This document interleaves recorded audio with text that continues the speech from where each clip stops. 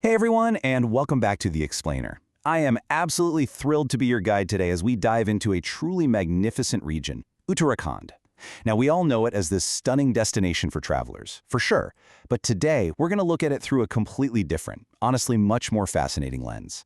We are exploring Uttarakhand not just as a picturesque spot on a map, but as a living, breathing canvas for storytelling. So let me pose a quick question to get us started. What connects a mythical mountain bird to a modern Netflix drama? Kind of sounds like a huge stretch, right? But the answer lies literally right there in the soil of Uttarakhand. This is a place where the mountains, the mists, and the native wildlife are just so deeply intertwined with human emotion that they've been generating captivating stories for centuries. And these are stories that are now catching the eyes of massive global streaming platforms. Just listen to these words for a second. Sing, Guguti, sing loud. I am homesick, my parental home is so far away. It's just hauntingly beautiful, isn't it? This isn't just a simple poem. It perfectly sets the atmospheric tone for a region where the mountains and the wildlife themselves seem to literally sing about the sorrows, joys, and histories of the people.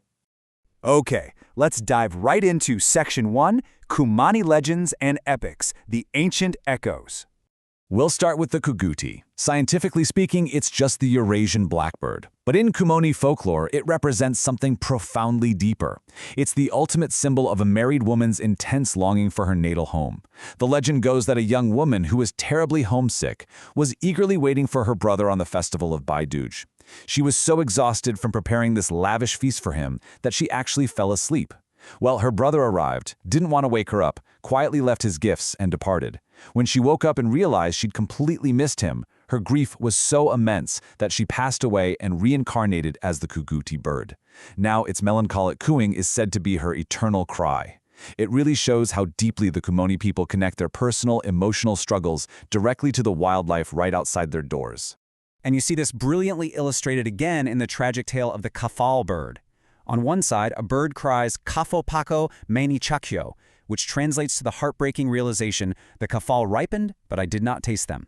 Then, the response call comes back, "Padre putai pure puri," meaning, "The basket is full, my beloved child, it is full."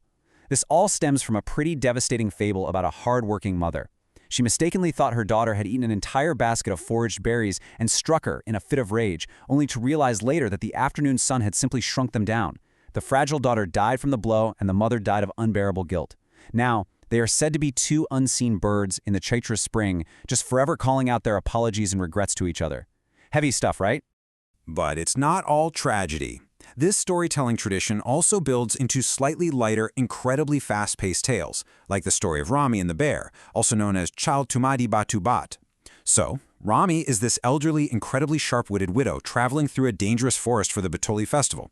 Suddenly, she gets confronted by a hungry bear. But Rami doesn't panic. She tricks the bear by promising she'll actually return plumper and tastier after eating at her daughter's house. Then, when it's time to head back, her clever daughter hollows out a magical tamati, which is a bottle gourd native to Kuman, and hides Rami right inside. As it rolls through the forest, the tamati itself talks to the confused bear, shouting, "Let this bottle gourd roll its way." Rami ultimately escapes by chucking chili powder at the wild animals. It is such a fantastic story of survival, utilizing local agriculture and celebrating sharp female wit over brute strength. Now, the crucial point here is that these aren't just short, simple fables. Take the Epic of Rajula and Malushahi.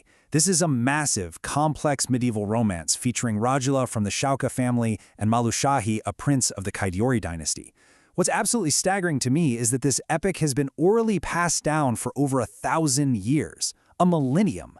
Entire families of traditional bards have kept this alive, generation after generation, to the point where the Sangeet Natak Academy even brought it to national theaters. The storytelling heritage embedded in this region is just monumental. All right, let's pivot a bit to Section 2, the ultimate cinematic canvas, modern myth-making. Let's see how this all translates today.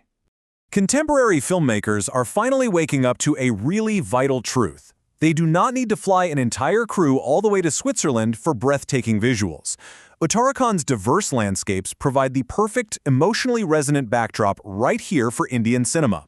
Directors are seeing that India's own misty peaks, lush valleys, and pristine meadows make for the absolute ultimate relatable cinematic canvas. What's really interesting is that if we map out the diverse geography of Uttarakhand into a sort of director's scouting sheet, it perfectly aligns with cinematic genres. If you're shooting a horror or thriller movie, you naturally go to Sattal with its 7 eerily quiet lakes, or Abbot Mount with its mist-covered colonial cottages. Need an escapist romantic song, you head straight to the high-altitude, lush green meadows of Bedni or Dayara Bugil. And if you're shooting supernatural suspense or sci-fi, the quaint, mysterious apple orchards of Nathua Khan are completely perfect. The landscape is so incredibly varied that it practically dictates the genre for you. And hey, it's not just the land, it's the sky above it. Have you ever heard of the winter line?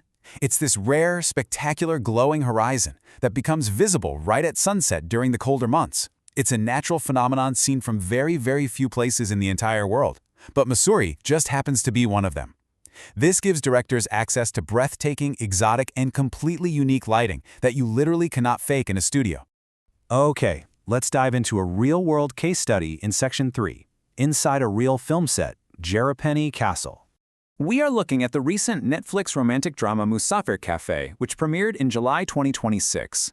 Starring Vikrant Massey, this series brought its entire cast and crew to the Mussoorie Hills to capture the show's emotional core. If you've watched the series and found yourself pausing just to stare at that beautiful wooden cafe with the prayer flags fluttering against the endless valley, well, that was shot entirely on location in Uttarakhand. The specific location they used, Jerrapenny Castle, has actually lived multiple fascinating lives. Tracing its evolution back to 1932, it was originally built as a summer retreat for the Maharaja of Patiala. Fast forward to the present day, it's been meticulously restored into an award-winning, eco-conscious heritage hotel by the Bari family. And then, in November 2025, it was entirely transformed into a working film set for this massive global Netflix series. So you might be asking, why does a huge production choose this exact spot? Logistically, it's basically a no-brainer. First, you get a massive variety of backdrops, wooden cabins, 19th century architecture, and glass-walled suites all in one place. Second is the sheer convenience of on-site stays. The talent and crew can sleep right where they shoot, which saves hours of daily travel on those winding hill roads. Then there's the in-house hospitality. The property's kitchen is equipped to seamlessly handle the grueling, unpredictable schedules of a film crew. And finally, privacy and accessibility. It's secluded enough to avoid the big tourist crowds, yet features direct drive-in parking for all that heavy camera equipment. It's exactly what a director needs. But here is the most exciting takeaway for us. Today, fans and travelers can literally step right into the frame. You can sleep in the exact cliff-facing rooms, dine in the same 19th century restaurant, and walk the very same fairy-lit terraces that you saw on your TV screen.